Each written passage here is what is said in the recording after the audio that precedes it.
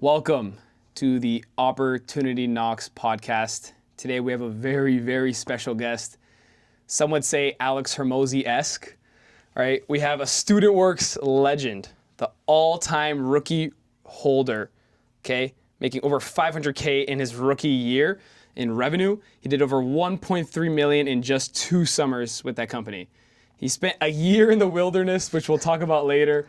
Helped scale Founders Club from under $50K a month to $1 million a month. All right. In High Rocks, so the competitive athletic sport, he did an hour and 5 minutes time in 2025, which is very, very impressive if you guys didn't know that. And at 26 years young, he's currently operating as the COO of Insight Pest Solutions, which is operating at over $50 million in annual recurring revenue. Please welcome today our guest, Mr. Wil Brawn. Let's go. I'm honored to be here, man. Appreciate the intro. Welcome, dude. Welcome. All right, on. For those who don't know you, I know you came into this business not too long ago, and you came in like a storm, dude. Everybody latched onto you right away. They were very impressed by the person you are. Tell them, dude, where are you from? How the heck did you get into this mess? Yeah. Do you want the quick version or the long version? We got some time. Cool. I mean, yeah, from a high level, how I got to Insight, I think you mentioned a couple of the pieces there. Spent a year in the woods. That was actually before I started my business journey. Nuts. I was very entrepreneurial in high school. Tried to run a clothing brand and sell some other stuff. Did the whole drop shipping thing. Never ended up working out for me. But in between high school and university, I actually decided to take a gap year and just spend it fully focused on myself. I had already gotten into the program that I wanted to get into, Queen's Commerce, but felt like I wasn't 100% sure that was the path for me and wanted to take some time to really focus on myself and kind of unpack what I wanted to do in my life from a career, but also from a personal perspective. So did that for a year, which was great. Definitely made a lot of progress. That was after your degree? That was after high school. I was 18 years old, spent my gap year before going off to university in the woods. Which is great because I had no technology. I was kind of removed from my existing situation, my group of friends, even my family, and was able to just kind of think through, really what I want to get out of life. Read a ton of books, got really into meditation, really into health and fitness, all that good stuff. So a year of just straight self-development. Pretty much, yeah. And actually, I guess the first thought that pops into my mind when you say you spent a year in the wilderness. I need you guys to understand that. A year in the wilderness with no technology, no phone. If anybody heard that nowadays, they'd be like no way I can survive a year without it. You kind of skipped the brain rot wave, right at the beginning of it. Yeah. So how did you feel that benefited you in that 1 year in the wilderness? What skills did you develop? What were you doing out there? That's what I'm curious. What the heck were you doing out there? Yeah, I mean, a lot of it was just physical stuff, right? So canoeing, portaging, all that kind of stuff. But in terms of what I developed, I think a lot of it was just presence, gratitude. It's really interesting when you spend a bunch of time without heating, without electricity, without technology. You recognize how much we take those things for granted. And so I think I'm very aware of all the luxuries that we have, and I no longer take them for granted because of that. So I think foundationally, that was one of the big things I took away is we kind of live in a utopia. Life is so incredible. There's so many amazing opportunities and things that we have and luxuries that we have that we used to have to spend all of this time, all of our energy just kind of getting up to that baseline. And now we're all at that baseline, at least in Canada. Super grateful to live in a great country like Canada. Right.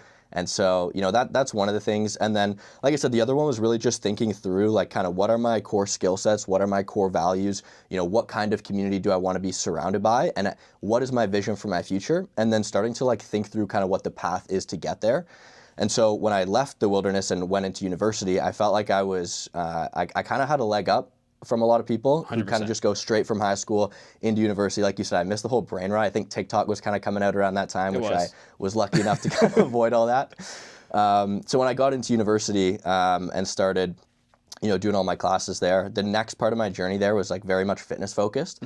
So I was training for CrossFit, wanted to go to the CrossFit Games, and doing that kind of combined with school. Was that the main sport that you played? That was the main sport. Yeah, I grew up playing hockey, soccer. Okay. Honestly, I enjoy every sport, but yeah, definitely fell in love with CrossFit because it's so varied, right? You might get tested on your 1 rep max deadlift, you might get tested on a 21K run, and everything in between, right? You need to have a lot of skills. You might handstand walk, muscle up, so it's never boring. And I enjoy doing like a lot of different stuff. I'm not like a, you know, monotonous repeat, like consistent routine kind of guy. I very much enjoy that variation. You're like the businessman Tarzan. This is awesome. One thing that you said that actually like just like hit me when you said it was like, you took that year off and you felt like you had a one up when you went into university after. A lot of people mistake it, and what society is going to try to tell you is that like by not going to university right after high school or not by going into a post-secondary, going right into work, you're like a leg down. So it's so crazy to think that, I guess like just in terms of personal development, especially, and I guess a mentor told me this a lot when I was younger, is like the difference you are of like between 18 and 19, 19 and 20. 20 and 21, 21 and 22, like the difference of each of those years, that the type of person you are is such fundamental like differences that you can get a one up in just 1 year. Like and that's super important to do that. So you spent a year doing that, focusing on like self-growth, meditating. I'm curious, how did meditating like play a role on like the effects now? Yeah, I think a lot of it comes down to fundamentally when I step into my day and I'm grateful, I'm coming at from a place of abundance. I mean, ultimately, if we break it down, like not to get too like philosophical, but like at the end of the day, like I came in this life with nothing. Right. And I'm gonna leave with nothing. True. I'm owed nothing. Like everything in between, every day that I'm alive is a bonus. Like I'm already in the green. And I think that getting really into meditation has brought that presence into my awareness and that gratitude into my awareness. So I think coming at life from a place of abundance and recognizing like, hey, this is all a cherry on top. Like the fact I'm even alive is amazing.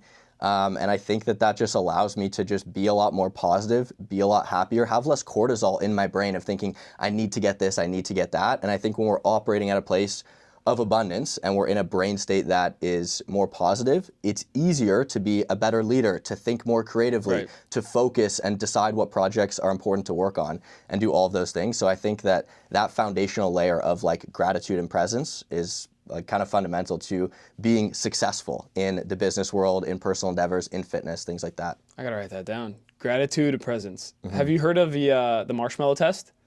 Where like they took the kids and like the longer they waited, the more treats that they got. And it was just a test on delayed gratification. Those same students who were able to delay more were more successful in their future life and education and in career. I think that's probably like, and I went through like a similar year as well where I just took like a year of like self-development. I think that's probably the number one thing I learned from like that year of focusing on yourself is like learning how to delay your gratification. 100%. Because that's really the key of all of it. It's like, everybody wants that quick like dopamine hit. They want that quick success, get rich quick scheme. Nothing's like that in life. Yeah. So, okay, fast forward. So yeah, you went a year off wilderness, you went into your degree. So now you're in university, young Wil Brawn, what, 21, 20 years old? Yeah, exactly. Training, trying to go to the CrossFit games. And I was at the time a personal trainer, so I was, working at a CrossFit gym in my summers. Actually, I worked 2 summer jobs. I was doing window cleaning with College Pro. So I wasn't running a franchise. I had a friend who was running the franchise. And that was where I first got into like door to door. He'd pay me $5 a lead. So I'd knock on doors, get phone numbers of people that were interested, pass them off to him to close. And then I was actually cleaning windows most of the time. Okay. Well, you weren't closing on the door for window cleaning? No. Oh, that model changed now. Yeah. People just show up, 5 minute talking to them, close them. Yeah. So you were lead setting. Okay. Yeah. I was generating leads, $5 a lead, which at the time was a lot. And then I was also personal training. So I had like, some clients. I was working at a gym, all that kind of stuff. And I remember coming back from my summer, I think this was either second or third year, something like that. And I had made, I don't know, like 15K, whatever, just like a, a normal amount of money, which I thought was great at the time. And I remember meeting my roommate, Donald, who lived across the hall from me. And I was like, hey man, how'd your summer go? I told him, I made 15K, I was doing personal training and window cleaning. And he was like, oh, that's cool, man. Like, I ran like 175K business. I was like, dude, what are you talking about? Like, I'm the business guy here. Like, you're in engineering. What do you mean you ran a 175K business? He was like, yeah, like I ran a painting business. I had a coach. He like showed me what to do. And I remember like listening to the calls between him and his business coach, and they were like super interesting calls. They were focused on like sales and objection handling, and then also like development and leadership and building a team and all this stuff that I'm very interested in. And so, I was kind of like clued in. I was like, what's this going on? Anyways, he ended up enrolling me in being his production manager the following year. So I actually moved out to Aurora, lived in his parents' basement, and basically managed the back end of his business. So he did the sales, and then I would get the leads, pass them along to him, and then I would interview, hire, and train all of the crews. I would check in on all the crews, collect the checks, really run like the back end of the business. And that was kind of my first introduction to StudentWorks and sort of the home service space. You got a taste. Yeah. You got a taste, and like right when you hear that, like, so I've had similar moments where like people have asked me what I do and et cetera.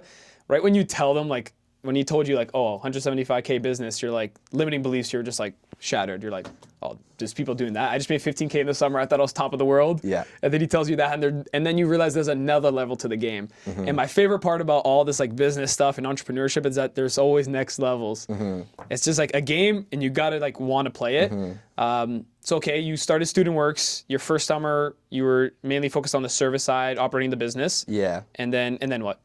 So I would say like from understanding what I want out of my future from the wilderness program, Right. Having a lot of my like physiology in check, my health and fitness in check, and then having the actual tactical skills of like knowing how the painting business is run and having a little bit of experience, at least with lead generation, like door knocking wasn't a super new concept for me. A lot of the people I looked up to at the time, guys like Matt Fraser, CrossFit Games champion, guys like Alex Hormozy, people that are just like the top of the top of what they do. And I felt like I had a lot of potential. I was like, hey, I've got a lot of like skills. I think I'm good. I have raw potential in some of these areas, and I have a lot of energy, and I have no place to channel it. Right. Like I have nowhere that's like single focus. Let me go become, the Alex Hormozy of this or the Matt Fraser of that. And so after being a production manager with Donald, I spoke to his coach, and he was like, hey man, like, I think you might be a great operator. Like, would you ever consider running your own business through StudentWorks? And that was when I realized like, hey, this is that kind of single focus that I'm going to be able to channel all my energy into and go all in on. So I decided to join as an operator, open a franchise in Toronto, and was just like, hey, what's the record? They were like, it's 460K, but Classic like, don't rookie worry, question. like rookies usually do 100, 150. If you do 200, like that's like top of the top, that'd be great. And I was like, okay, cool, like I'm gonna do 500K. And everyone's like, yeah, sure, like probably not. Like everyone says that. I'm sure dozens of operators a year say that. But in my head, I knew it to be true. I was like, if someone else could do 460, there's no reason I can't do 500 if I just pour all my energy into this. And it was hard. But at the end of the day, I worked at it, had kind of undeniable focus towards this one goal, ended up hitting it. So I hit over 500K in, we produced it in 4 months. So start selling in January, and then you sell about half your work in the first 4 months, and then you continue selling while you produce. So it's like 8 months, give or take. Yeah. But like selling it mainly 4 months, and then like obviously like servicing it the rest of the 4 when it's a little bit warmer. Yeah, that's the origin story, dude. Yeah. Has anybody told you you seem like Alex Hormozy? I have heard that a lot. You've heard that? Yeah. If you guys can't tell, he's very dense. He's very D's. He gives us Alex Hormozy vibes a ton. And dude, 500K as a rookie, and no matter what like industry door to door is like, it's nuts. So first of all, congrats on that. So you set the rookie record. Has it ever been broken since? I don't think so. No, it's not been broken. It might stand for a while. 500K is a lot in your rookie There's year. somebody out there getting hungry right now. Just know that. I hope so. I'm excited to meet the guy that breaks it. That would be like, I mean, if anybody does 500K in a rookie summer, they're meant for something, 100%. And even if you do like 200K, 300K, it's still the same thing. So you did 500K as a rookie in StudentWorks. And then now I'm assuming you got a little bit of money. And now you're like, okay, where do I put all this money to? Do I invest in myself? Do I invest in these things? What's like the next steps for Will at this point? Yeah, so a couple things. I mean, one, first of all, I had been basically broke my entire life, paying bills. Like even when you're a kid, like when you're in university, you still have bills to pay, you have groceries, all that kind of stuff. So I'd never really had like a buffer. And then having that first like 6 figures of profit in my bank account, like was a total switch up. Like I think we talk a lot about self-development and all that stuff. You don't need to have 100K in your bank account to start focusing on gratitude and development and all this stuff, but it sure helps, right? If you can get that buffer and have that safety margin, like all of a sudden your daily cortisol drops because you're no longer like, I need to get this. You're not like attached to getting this money in the short term. You're able to think bigger picture and make more strategic decisions and investments into your learning and into this long-term growth. So that was really helpful and definitely like kind of changed and shaped my perspective a little bit. And so, having that kind of buffer and obviously the like social credit externally, but primarily internally, that confidence, like I came into the year like knowing I can do this, but having some doubts. And when I actually did it, I'm like, okay, I can do whatever I set my mind to. So that was really helpful. And so I was looking at, hey, what's next for me? And in that first year, like I was obviously knocking all the doors myself. I was selling a lot of work. I was working a lot. I was still managing a lot of the day-to-day of the production side of the business. And so I was like, hey, if I want to grow this business and double it and do $1 million next year, like I can't do the same thing that I've done previously, because I was already closing at like, 90+% of the estimates I scheduled. I was already getting like a ton of high quality leads per hour. So my skill can maybe improve 10%, but it's not going to double. My inputs can maybe go up 10%, but they can't double. So I'm going to need to learn the next level of business, which is leadership, delegation, and systems, as opposed to just skill and raw inputs. So that second year, I decided to focus on that. And I had 4 people within my business that were selling and managing all of the production crews. And I really focused on building great systems for them, and supporting them and coaching them and training them, as opposed to trying to do all of the stuff myself. And so that was my your biggest bottleneck, eh? For sure. Your time. So your time was super dependent on the business. I just want to like backtrack a little bit, because I want to make this as applicable as possible to people who are not in this industry, people who are young, people who don't know where to go in life, or people who are like just trying to level up in general. So one thing I was just like taking to heart a lot, what you just said, was that abundance and that gratitude that you fulfilled within your life at a younger age helped with you earning in your business. That's where the self-belief came from. And then you're operating from a place of like, it's great to earn business, but you don't need it. Imagine somebody doesn't want to go live in the wilderness for a year. Yeah. What would you recommend to them to go out and try to learn those skills? Like, how would they gain that gratitude and abundance in their life? How would you recommend them to go out and get that? Yeah, it's a really good question, because the reality is most people can't just go take a year off. It's like they have a job, they have a business, they're in school, all these things. So I'm super grateful that I had that opportunity, but it's probably not a realistic recommendation for most people. So I would say, like, if we kind of zoom out, we have stimulus, we have our environment, something happens, and then it's filtered through our perception of the world, right? Our perception is going to be formed based on our beliefs and our current physiological state.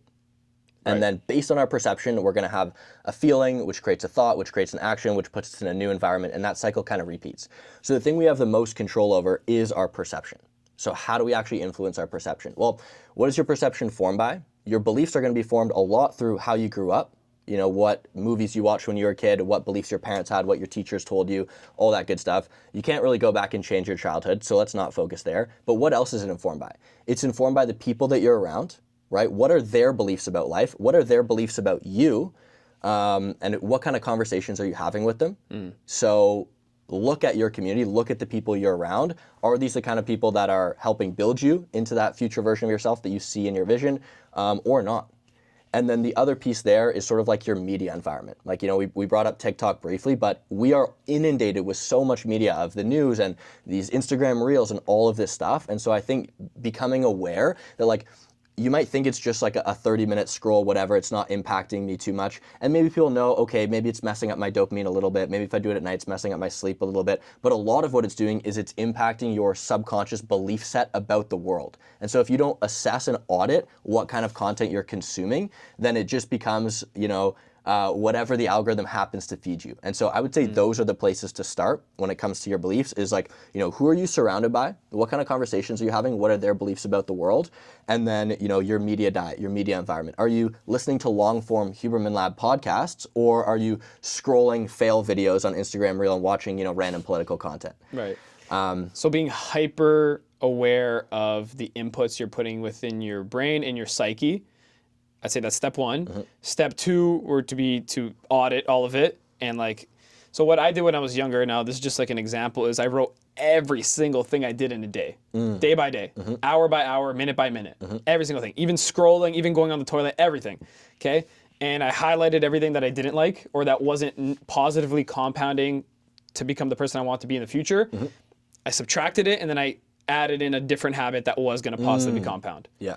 So that's the way I look at it, where it's like, okay, you have to really be intentional about the fact that what you're putting into your brain. Because like you just said, you might not realize it, but all of those reels, all of those weird videos that you're watching that might not be helpful, or even the people around you, which I think is even bigger. Because if you constantly have people around you who have limiting beliefs about the world and what's being able to be accomplished, I promise you're going to fall to those beliefs. 100%. your cap is the belief that you have for yourself, and then your baseline is the standards and the habits that you have. And then you always operate between these two. So I think that's huge for people to understand, like really be intentional about it, really understand the power you have with the things that you consume every single day. Okay. Now I want to go back to the story quickly. So you're like, is it safe to say you were like top of like student works industry at this point? Yeah. You're top of the student works industry.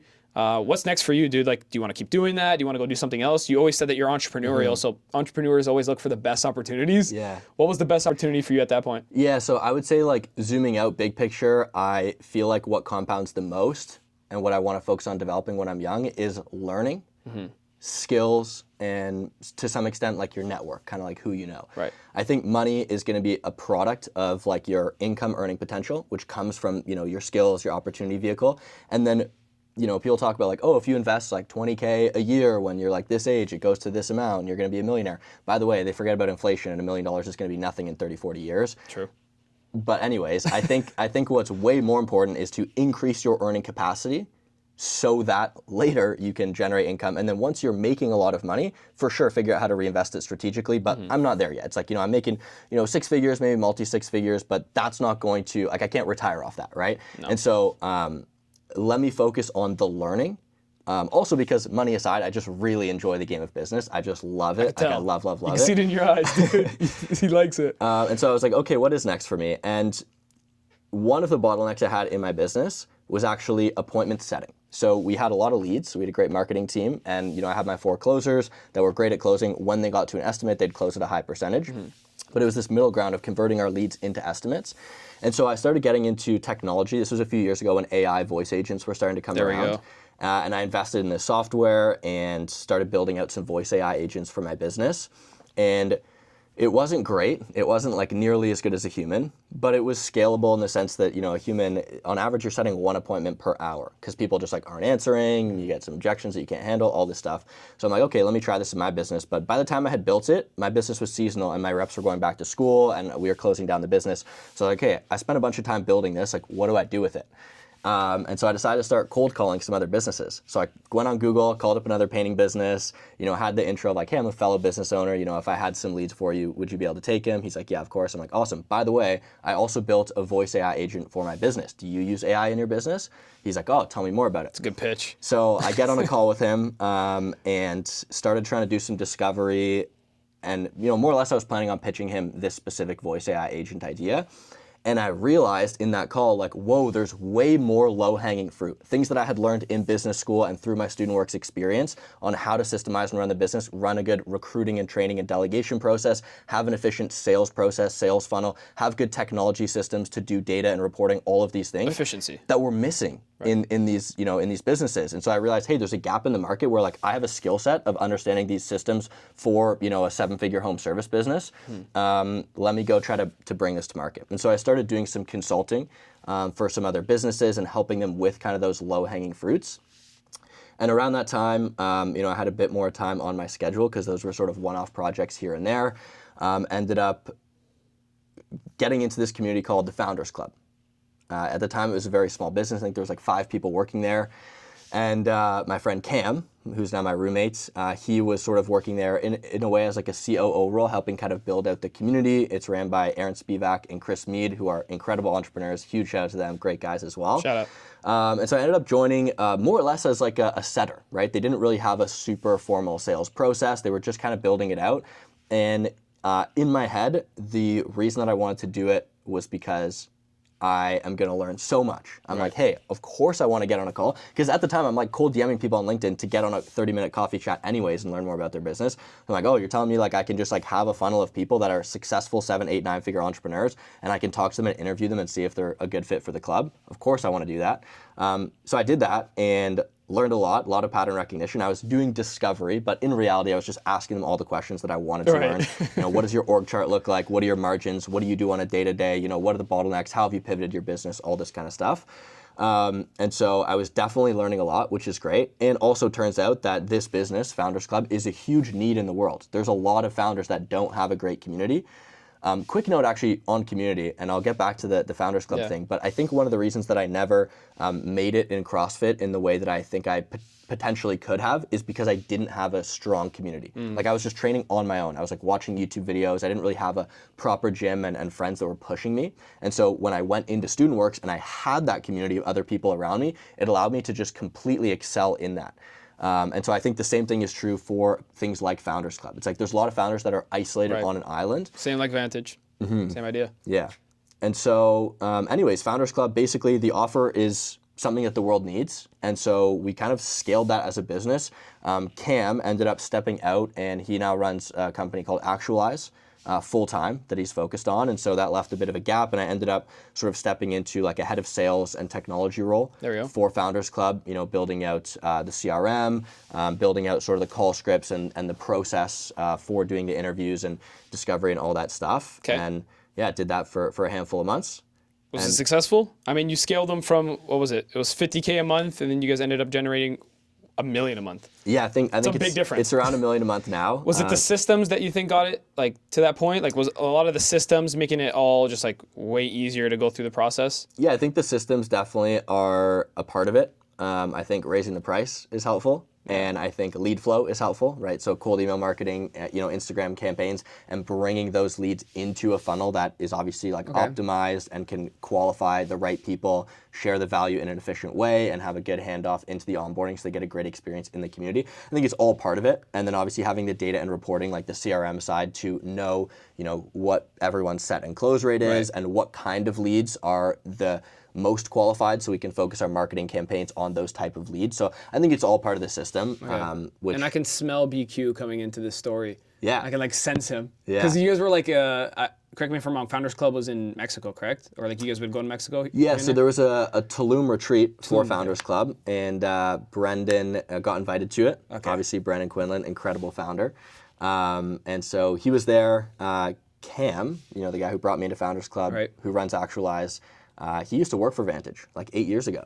So he sold for BQ. So that was kind of how they made that connection. Who has been on this podcast. Go watch this episode. Oh, nice. Yeah. Sick. So yeah, that was how I got introduced to BQ. And at the time, obviously, you know, Founders Club was great, learning a lot, you know, really enjoying helping grow that business. Still had some side clients that I was doing consulting for. But similar to how I felt when I was kind of like stepping into StudentWorks, I was like, I want something to direct all of my focus and energy into. And I felt like I was kind of spread a bit thin. And so when I met Brendan and, you know, sort of learned a bit more about the business and the back end and how things are growing and, you know, who they need to help support the systems and structures of the business, it ended up just being honestly a perfect fit.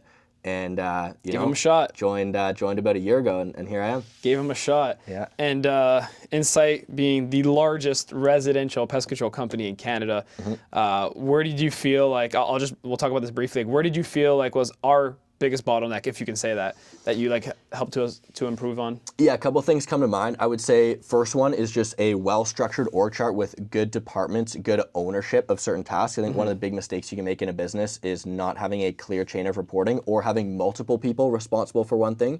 Because if you try to throw the football to two people, there's a good chance they crash or someone thinks you're going to catch it and they don't.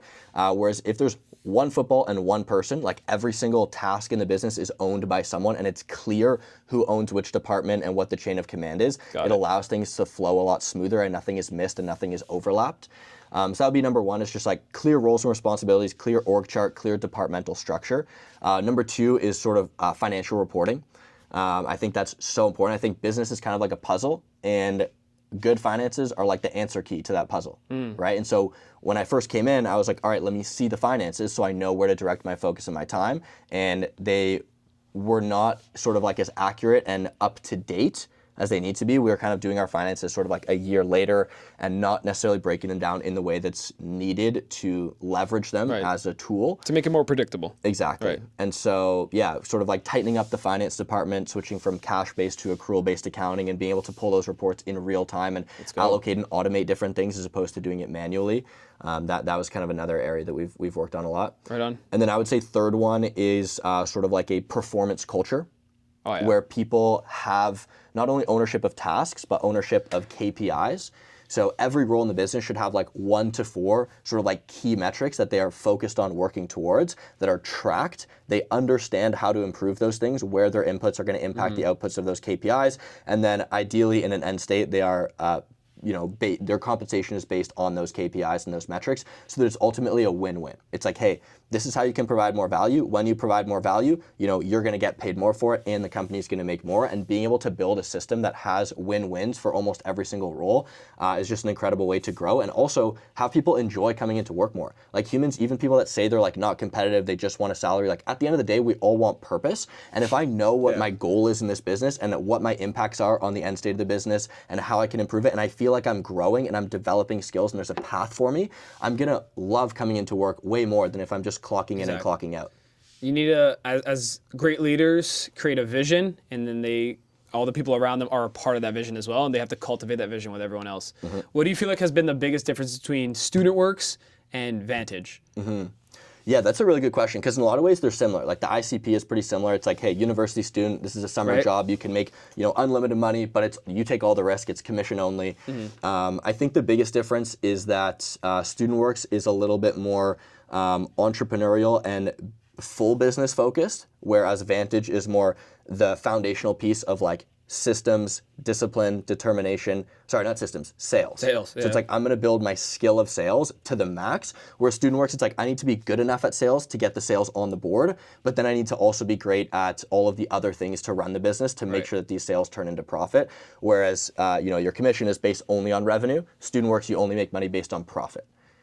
So those would be the main differences. Is one is kind of like sales focused, and one is sort of like a little bit more general business. Although they're both door knocking, sales is a big part of it. Same means, yeah. Yeah. And if you were to like give advice to, so imagine there's like an 18 to I guess 24-year-old, they're confused in their life, and this is like I'd say most of young people at this age, they're very confused. They're like, okay, where do I look? Okay, at least where do I start? If I want to be in some type of entrepreneurial role, where do I even start on this path? Yeah. What would you recommend for this type of person? Yeah. So I would say first thing is like, don't try to do it alone. Like I know there's a lot of, young people, especially guys, that just want more out of their life. They see these like motivational videos on Instagram and they are ambitious. They want a big future. They kind of know what that vision looks like, but they don't really have a path to get there. And I think this idea of monk mode doesn't work. Like humans are social creatures. We need a community. I think there can be a time and a place for it to develop sort of discipline and all that stuff. But I think in general, if you find a community of peers that are also working towards that, it's going to make your life way easier. You're going to achieve it faster and you're going to enjoy it more.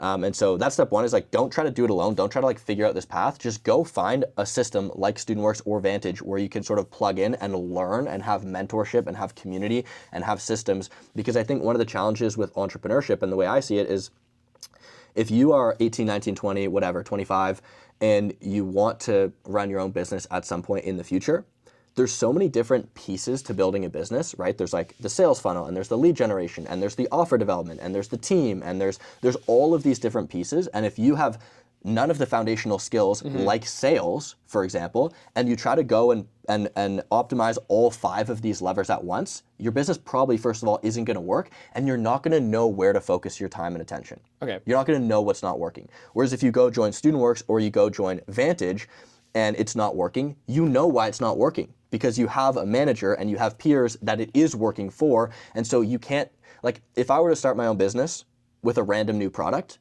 and it's not working, I don't know whether my product isn't good, whether my market's not good, whether I'm not good at marketing it. I don't know what the issue is. There's so many variables. Whereas there's one variable, right? If you're going and doing Vantage, you're like, it's my skill of sales. I'm just not good enough at that. So you know what the problem is and you can improve it. And so big picture, I think to answer your question, I think one of the frameworks that I like to use for entrepreneurship is kind of this business skill pyramid. And I think the foundational piece is the mindset, right? And we've already kind of touched on that, which is like, hey, where do I want to go with my life, right? Then from there, it's like my physiology and kind of like my discipline. It's like whatever opportunity I pick, can I put in a lot of hours, and can I put in good, high quality hours in that, right? And a lot of that comes down to your health habits, your time management, like the audit that you said. But then I think the next step above that, I think the most foundational piece to an entrepreneur's journey is sales. I think sales is the most important skill to learn first. Because I think everything else, when you look at leadership, a lot of that overlaps with sales. It's being able to communicate and being able to storytell and being able to be in tune with what's going on in the other person's head, right? And even when you look at, systems and strategy and all these other pieces in the higher, parts of that pyramid, if you don't have sales and you don't have that raw ability to communicate and collaborate with others, can't develop the other ones. None of it's going to work. Right. I just want to touch on actually like the base, because if the base is it the most important one, or at least it's the first one you have to develop so that you can stack the other ones? Yeah. You said it's the mindset. Does the mindset include what morals, ethics, your values, what you want for like your life in a way? Yeah. Is that what? Okay. 100%. So that's what that is. So your mindset. So you have to take the time on your own to develop all of those. Yes. What do you really want for your life? What is your mindset going into all of this? What are your values? What is like your mission for life? I guess that I would say that. The second one you said work ethic. Okay. So how do you develop that one? Like that second one, like how do you determine what your work ethic is? Is it just like fuck around and find out? Or is it just like throw the darts on the wall, see what sticks? Like how would you go about like figuring out your work ethic at a young age? So I think it makes it a lot easier when you have the vision for your life and you have your core values, so you know what you're working towards and why it's important to you. True. And then once you have that, I think it's really just putting it into action and doing things like the time audit, which is like, hey, I'm going to look through my calendar in a given day or a given week, and I'm going to identify like where was I putting in good time that aligns with my long-term vision and where was I not. Like how much time was I scrolling Instagram, for example, or doing all the going out to the club or whatever those things are. Everybody has their different vices. I think for me, I've identified sort of 4 core buckets that I would say are like productive, and I would say number 1 is like fitness and health. Like I love seeing what my body's capable of, and I want to take care of myself because that gives me more energy to pour into everything else. Number 2 is community, right? So that's like relationships, that's friends, everything like that. Family, and I think humans, like I said earlier, are super social creatures. Like we need that. Like we can't go at it alone. Like humans are interconnected with other people, and so we need to be integrated in a good social network. And so investing time in community is very important. Number 3 is sort of like your career or hopefully your passion. Hopefully those are the same thing. At least they are for me. Like I love the game of business, and it also is what I generate my finances from. So that to me is like one bucket. It's like business for me, but it might be whatever your career is for you. And what's the last one? And the last one is spirituality. Spirituality. So that would be things like art, music, travel, faith, philosophy. All of those kind of things fit into that bucket. And so for me, if I was to do a time audit, I would look at, hey, how much am I investing into each of these 4 buckets? If I can find activities that hit multiple, like for me, all of my friends are entrepreneurs, because that community bucket and that career bucket overlap. They also pretty much all work out. And the social one too. So that overlaps. And a lot of them, we have similar, values and enjoy traveling together in that spirituality. And so I want to kind of blend those buckets so that when I'm investing my time, I'm not just taking away. It's not like, hey, I'm going to go hang out with my play friends and then I'm going to go to work. It's like, hey, I love hanging out with the people that I work with. It's not addition anymore, it's multiplication. Exactly. So you're multiplying yourself. I'm personally not a fan of work-life balance. I like work-life integration. I don't think about work and life and play and all these things. Bars. I just love like all of it. It's like I just feel so alive in going through my life and working towards my vision, and I don't have like linear buckets of like work and play and all that stuff. It's like I think my work is play. Dude, I can't even say it better. If you guys are still listening at this point, write that down, put it in your calendar, put it in your notes, make it your wallpaper. That is like just juice to the max. And I guess that's like, I just want to finish off that pyramid quickly though. So after sales, what would you say it is? You would say after the sales, what is like the last 2 pyramids? Yeah, so I would say technically before sales, depending on what you're doing, I would say there's like the industry specific. So if I want to go sell pest control, I need to understand like the pest control service. So I would say that's kind of underneath sales, because you need to know the thing before you sell the thing. And then once you can sell the thing, then it goes into like management. And that management piece sort of has 2 layers to it. It has like the direct skill of management, like how do I recruit somebody and interview somebody, how do I train them on the skills, and then the half step above that is leadership, right? How do I really develop and grow others? How do I go from a manager to a coach? So that's kind of that next piece is like, you've got your mindset, then you've got your work ethic and your inputs, then you've got the industry specifics, what is it I'm selling, then you've got the actual skill of sales, then you've got the idea of sort of management and leadership, and then you have systems is next. So it's like, okay, maybe I'm building a great sales team, and I've sort of worked all the way through this. I've developed my skill of sales. You know, I've built a team below me, and I'm great at leading them. But as your team grows, you're gonna need to figure out, okay, what are my actual like systems and processes? What technology am I using to track all of this? How am I making sure this is efficient? We're not losing out on parts and sort of putting energy out into the ether. We want to have our energy focused and efficient. Okay. And then the last step there is strategy. So by the time you make it through systems, leadership, all this stuff, you ideally have generated wealth, and you need to figure out where to redeploy that. But you also have a couple other assets. You also, by that point, have a team, right? You have a team of people that are with you, and you want to figure out, where do I direct this team to, you know, to get the highest ROI? And then you've got your own time and focus, right? Once you've made it to the top of that pyramid, there's so many opportunities available to you, and one of the highest leverage skills you can have is optimizing your resource allocation. Where do I want to focus? What is the best opportunity for me to put my time, my energy, my team, and my money into? And putting these people in like they're the best positions for them to bring the highest ROI. It's like you don't want like your top performer of sales focusing on something like interviewing like their whole day, you know, like something like that. That's juice. Okay, we could talk all day about this. I want like a last couple questions for you. The first one would be, if you can choose between like these three big like factors of health, so diet, sleep, and then exercise. I know it's a little bit hard in our job for any like sales managers or salespeople to focus on all three, especially during like heavy sales seasons. Out of those three, which one would you think is like the most important thing to like focus on? Yeah, honestly, I think sleep. I think sleep is the foundation. I think that there's an interesting study where they get people to sleep 4 hours, 6 hours, and 8 hours for like a handful of weeks. And the group that's most interesting, I think, is the 6-hour group, because a lot of us fall into that. And what they found is that for the first couple of days, the 6-hour group was like, oh yeah, like I feel tired. And obviously their scores on cognitive, memory, reaction time were down. But after those first couple of days, that group started reporting that they feel okay. They're like, yeah, I feel fine. I'm good. I can operate on 6 hours, 7 hours. But the reality is that that's not the case. The reality is their reaction time's down. Their cognition is down. The words that they would be using if they were selling at the door would be not as sharp, not as fast, not using the right words, their memory, all of this stuff.